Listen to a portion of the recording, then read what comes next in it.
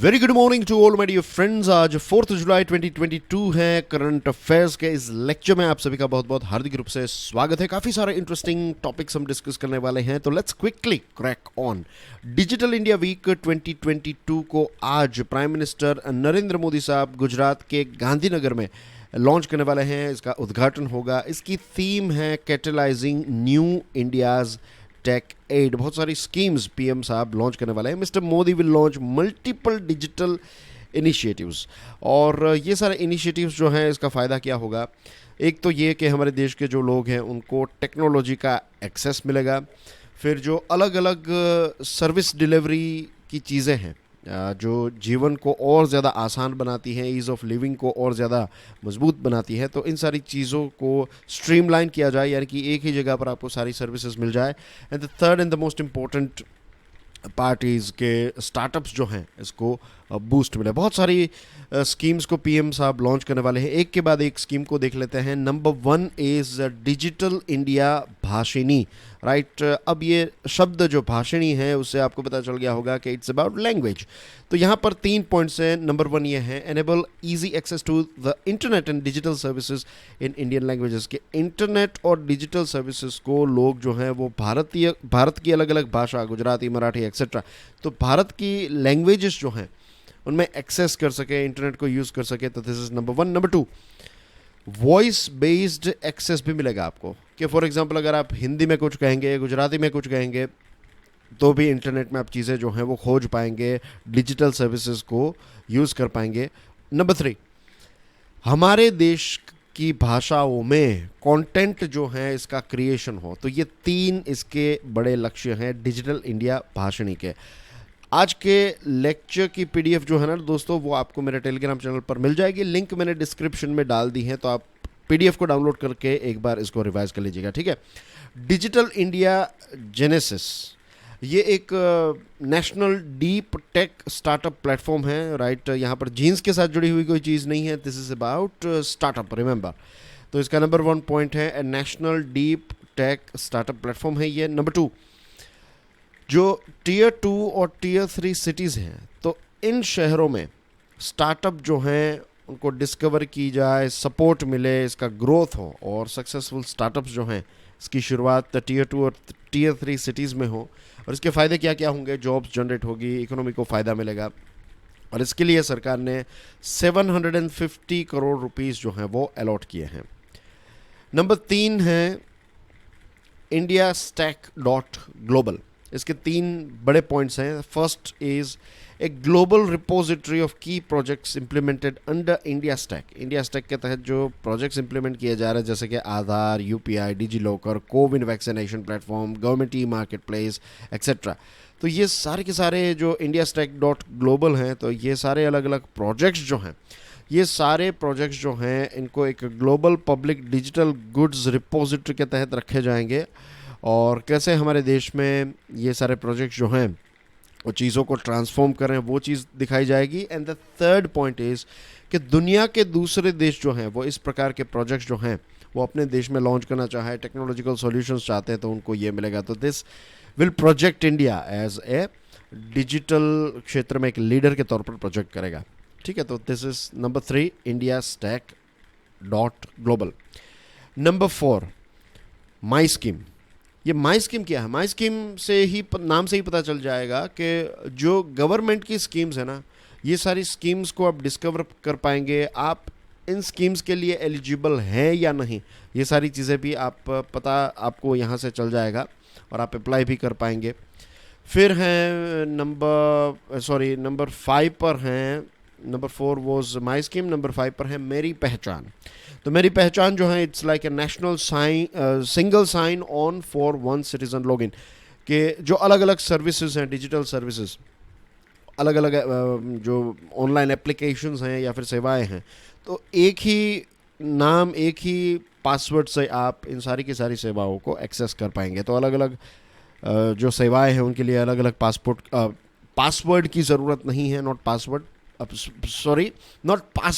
Password, right.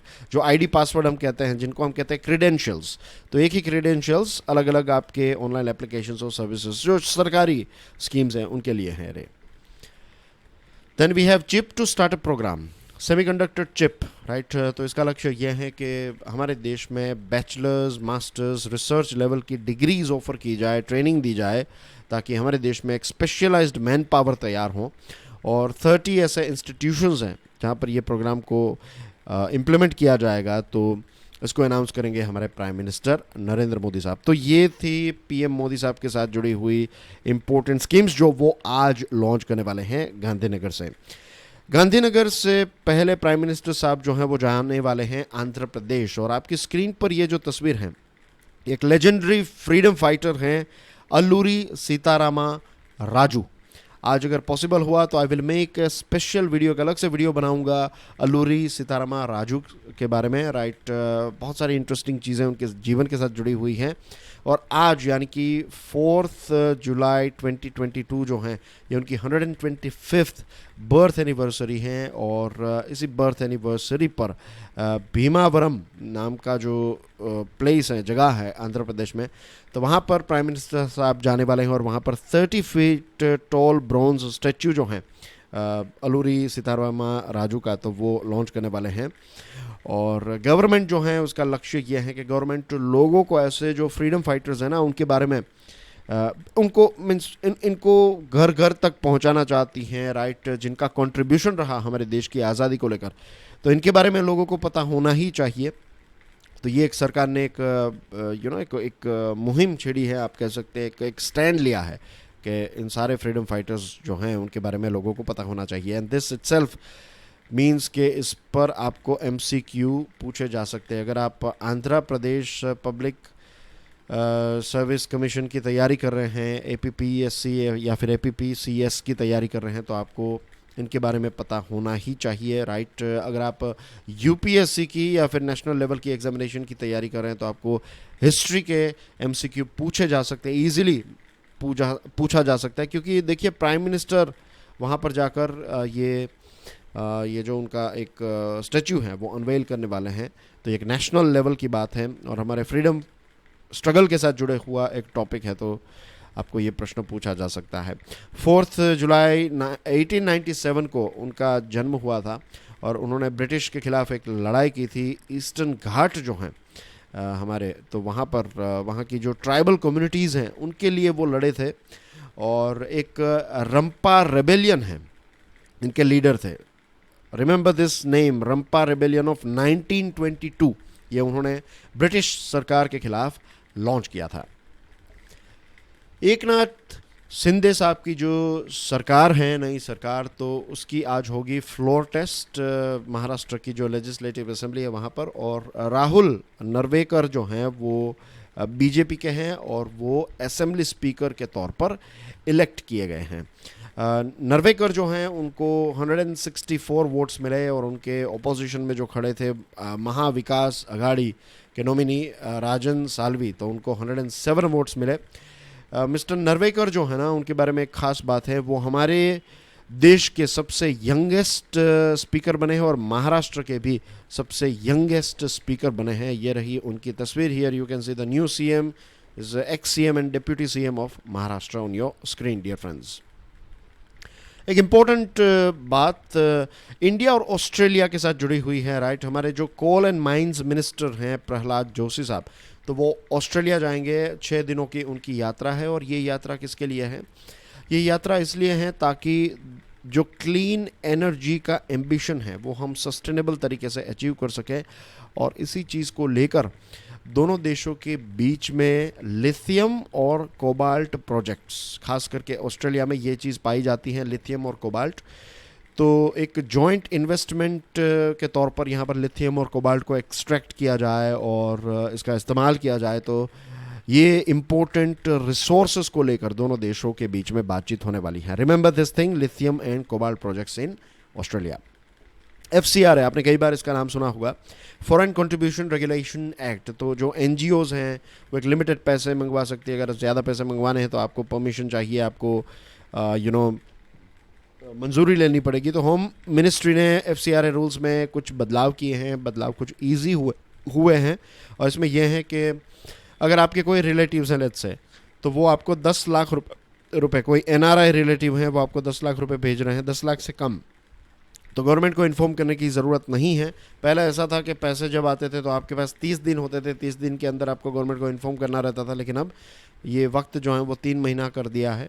और bank account जो use किया जाता है उसका रजिस्ट्रेशन, प्रायर परमिशन, तो उसमें भी काफ़ी सरकार ने छूट दी है। Provision wherein an organisation और an individual receiving foreign funds had to declare such contribution every quarter on its official website has also been done away with.